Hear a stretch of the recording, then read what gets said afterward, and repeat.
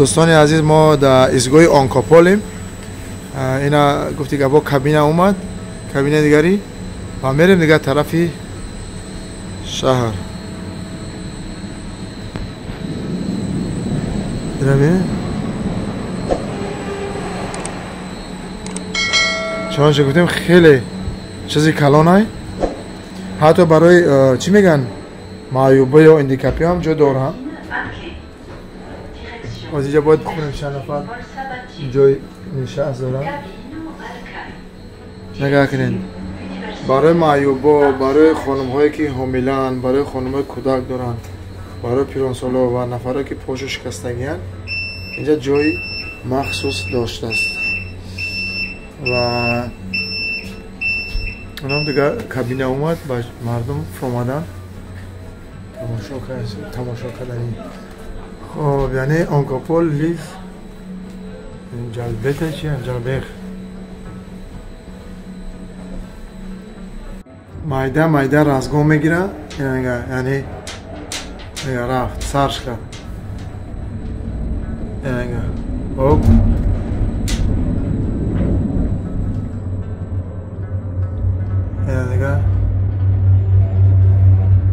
بعد خوبی مثلا یاد چه که ایستگاه ها رو میبینین، یعنی توقفگاه به خاطری تقریبا 500-600 ماشین اینجا توقفگاه کردن که لوگوی کس بیای مثلا میتونه ماشین جمعونه برای به اون طرف شهر رو تماشا کنه با بگرده بیایم. همش در بیله داخل میشم، باید بیلیت نپرتای چون در وقت برآمدن یا کارتت و همون کارتت میتونی استفاده بری.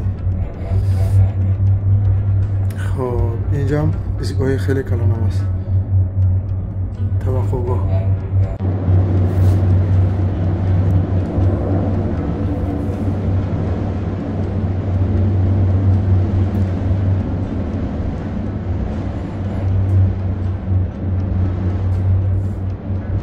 بچه انم اینجا شک حساسی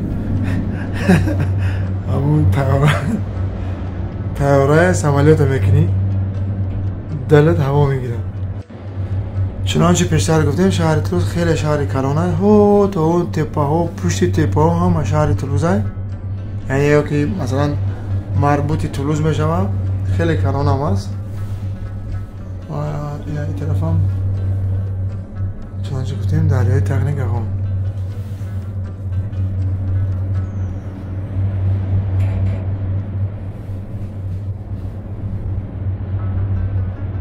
این چیزی بهترین احساس کنم برای تماشاگران، برای سیاحان، برای چی میگن توریستا، اینه که میتونین ایران در تاجیکستان عزیز تشکیل بکنین، چون همه چیز خوب همیه، هم اکوای، هم برقیه، هم چی میگن هوا رو آلوده نمیکنه، هم برای مردم یک سهولت، یک خوبی کار پیدا میشه و چند نفر هم صاحب کار میشه در اینجا. هر چیز استفاده برای ساحه توریسم، چون که در صفحه دره هست، اما برای مثلا با صفحه دره و چه میدان نک میتونن در داخل شهر دوشنبه این چیزا هم بسازن. این خیلی زیبا و تازه و آزاده هستن. نگاه کنید.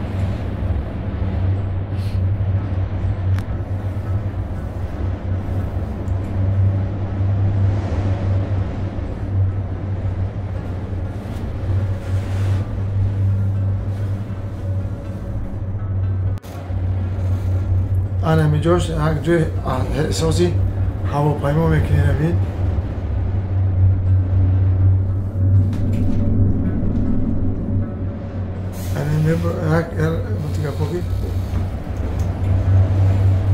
احساس میکنی. دوستان عزیز بخشش زیاد یک کمک ما سرما خوردیم، چی میگن گریپ هم شدیم، شاید آوازم خوب نباشه، دلخراش باشه، ما خاطر بخشش عذر زیاد. یعنی دیگه میریم دیگه طرفای سمتی شهر تلوز.